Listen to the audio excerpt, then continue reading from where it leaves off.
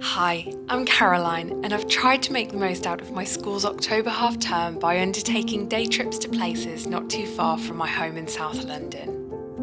I've been pleasantly surprised by some of the wildlife found in South London, from magnificent stags in Richmond Park to kingfishers, swans, and herons along the Wandle Trail. Several National Trust sites have been beautiful to walk around, where I've taken in the autumn colours, spent time being a big kid, and gawped at interior design meant for high society. In today's episode, I'll be taking a wander around the stunning Sheffield Park and Gardens.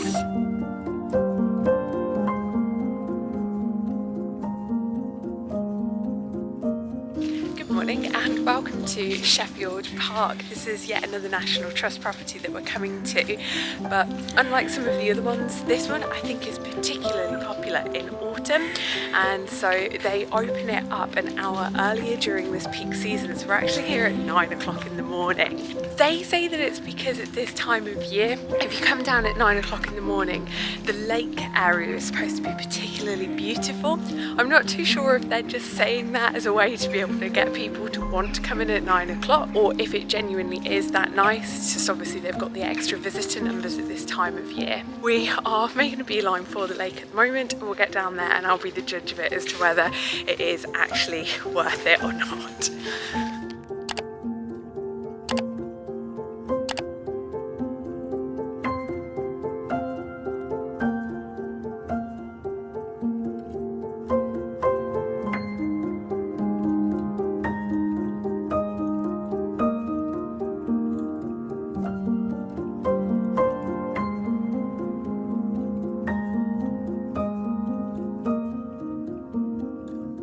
Unfortunately, there's a little bit of a breeze this morning, so the water isn't quite as perfectly still as what I think it sometimes can be at 9 o'clock in the morning.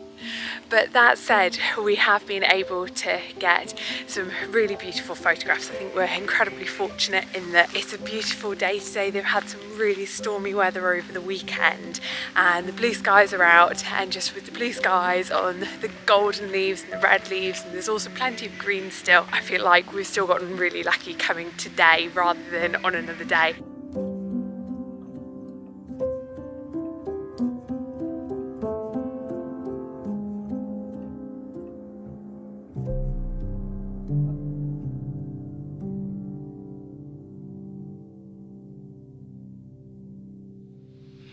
At the moment, the National Trust are making us pre-book tickets, and it's just a way to be able to manage the numbers and make sure that it's not too busy because of COVID-19. They're releasing all of their tickets on a Friday for the following week, and we were super on the ball. As soon as I got up on Friday morning, went and switched on my computer, went onto the National Trust website and found that all of the tickets to come to Sheffield Park today were completely sold out from 9:30 through until 12:30. So I was able to nab a couple of tickets for the 9 o'clock slot this morning, but it seems like this is a really popular park and property to come and visit during the autumn times. And I think coming down to these lakes at this early hour in the morning, it's really easy to see why the tickets just go like hotcakes, because this is beautiful.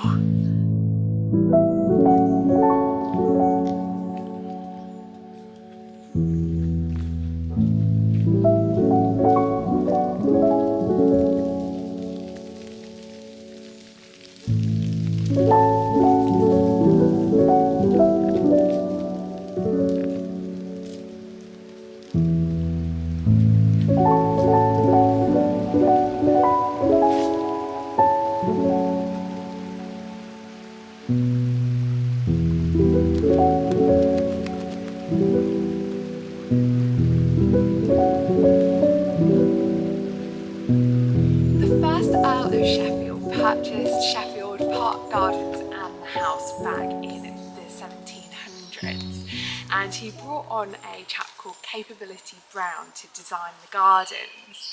However, Capability Brown was often criticised back in his day for a lack of formal gardens and beautiful flower beds and cut hedges, because he favoured a more natural landscape instead.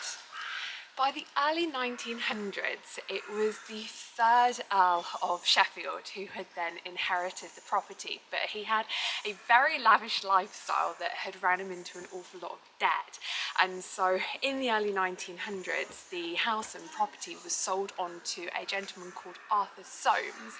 who had made a lot of his money up in Lincolnshire from brewing. When Arthur purchased the property back in 1910, believe it or not, that house only had one bathroom in it, and that was of course because the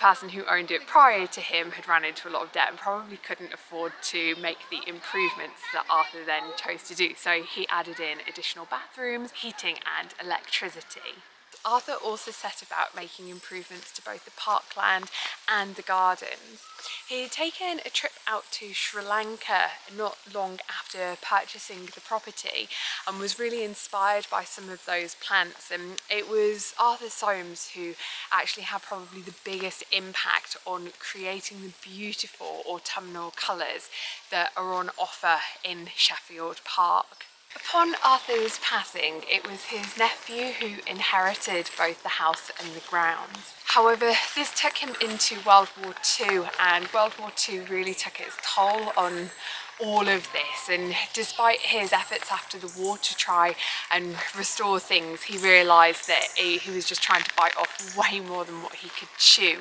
And so in 1953 he sold on the grounds and the house to a property management company,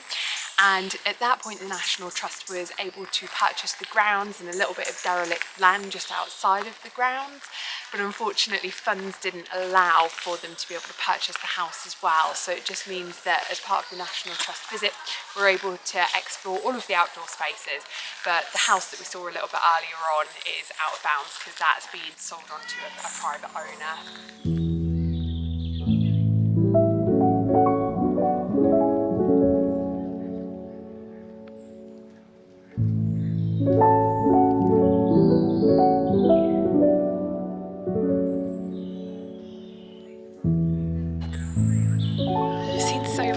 Redwood trees this last week when we've been going around the National Trust properties. I guess that they're just quite easy to grow here even though they're native to California, and we've got all of this steam coming off from the rains that had fallen prior to today, and the sun being out is just causing it all to evaporate off of both the tree and the ground, and the colours of the bark against the, I suppose, moss that's growing on the tree trunks are just absolutely stunning.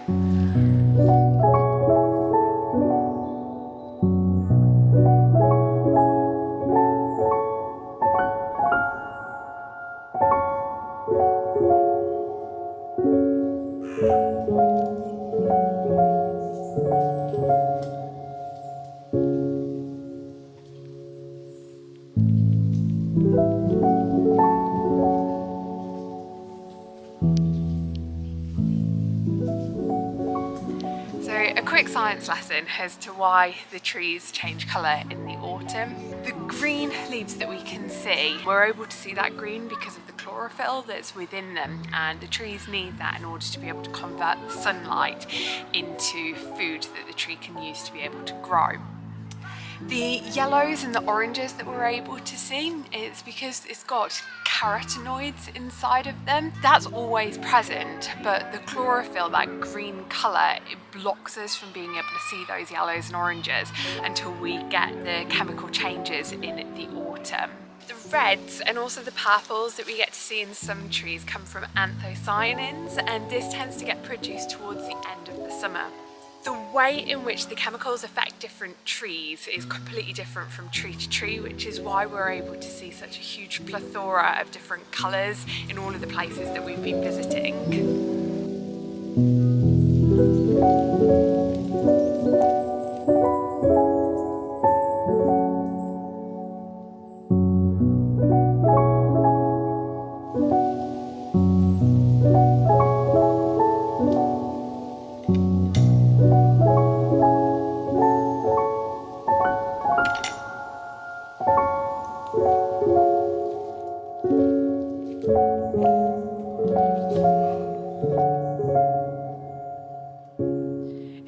so odd being in this part of the grounds where you've got this palm grove, and even though it's really quite chilly and it's spitting ever so slightly with rain, and we've got all of these beautiful autumnal colours around us, yet we've got all of these trees that I just associate with tropical climates.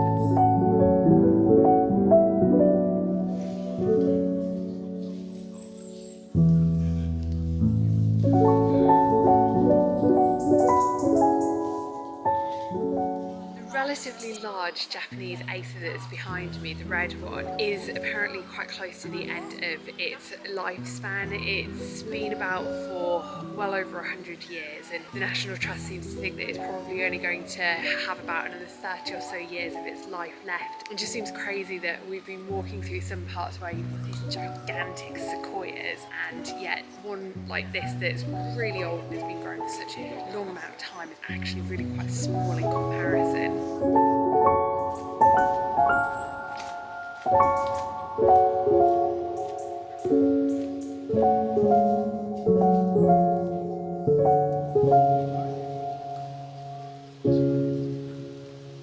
During the Second World War, Sheffield Park was acquisitioned, and to begin with some British soldiers were based here, but it was later on during the war effort that a large number of Canadian regiments came across and they were housed here in Sheffield Park. This is one Nissan that has either been reconstructed or has survived. I'm not too sure which of the two it is, but there were hundreds and hundreds like this across the park.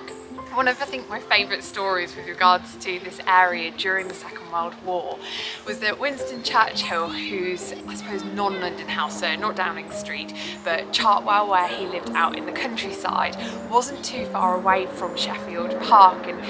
he felt like he was under threat from the Germans, and he had these two prized black swans at his house up in Chartwell, and he thought that it would be safer by having them moved here to Sheffield Park, obviously with the beautiful ponds that are around this area. Having many Canadian soldiers, many of whom were hunters and woodsmen,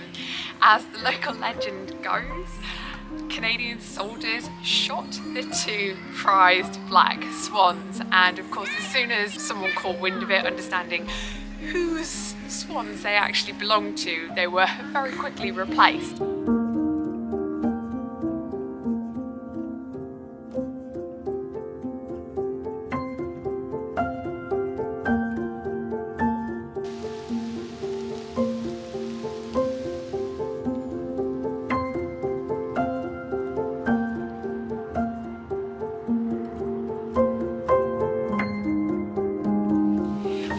Ideal ways to be able to get to Sheffield Park outside of the year 2020 would have been to get the fast train from London down to East Grinstead, which is the end of the normal train line. Usually there would be a service on what's called the Bluebell Railway, which is a really beautiful old steam train that would take you from East Grinstead down to Sheffield Park, which is where we are at the moment. It's just, I don't know, like 5-10 minute walk across beautiful countryside fields with just a few farmers' sheep in them to get from the train station at Sheffield Park to the actual National Trust property gardens. Unfortunately, because it is 2020 at the moment, the railway are only running services that start and end at Sheffield Park, so it just wasn't a possibility for us today to be able to get to the National Trust property in this manner, but it's certainly a train line that I would really like to take a ride on.